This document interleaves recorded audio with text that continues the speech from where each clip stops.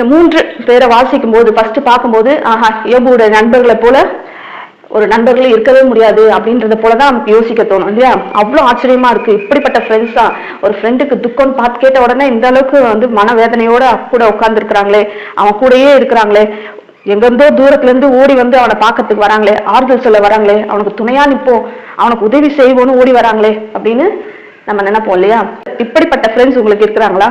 உங்களுக்கு ஒரு கஷ்டம்னு வரும்போது உங்களை தேடி ஓடி வந்து உங்களுக்கு ஹெல்ப் பண்றதுக்கு, ஹெல்ப் பண்ணலனாலும் ஆறுதல் சொல்றதுக்கு, உங்க கூடவே நிக்கிறதுக்கு உங்களுக்கு ஃப்ரெண்ட்ஸ் இருக்காங்களா? அப்படிப்பட்ட ஃப்ரெண்ட்ஸ் உங்களுக்கு இருந்தா நீங்கள் ஆசீர்வதிக்கப்பட்டவர்கள் தான் இல்லையா? அப்படி இல்லைனாலும் அதை காட்டிலும் ஒரு பெரிய சிநேகிதர் நமக்கு இருக்கிறார், கர்த்தராகிய இயேசு கிறிஸ்து. இப்படிப்பட்ட வட்ட மனுஷ ரூபத்துல இருந்தாலும் நம்ம ஆசீர்வதிக்கப்பட்டவர்கள் தான். அப்படி இல்லைன்னு சொன்னாலும் இந்த மாதிரி சூழ்நிலைகள்ல, வேதனையான சூழ்நிலைகள்ல உங்களுக்கு ஆறுதல் சொல்ல ஒரு நண்பன் இல்லைன்னு நீங்க கவலைப்பட வேண்டாம்.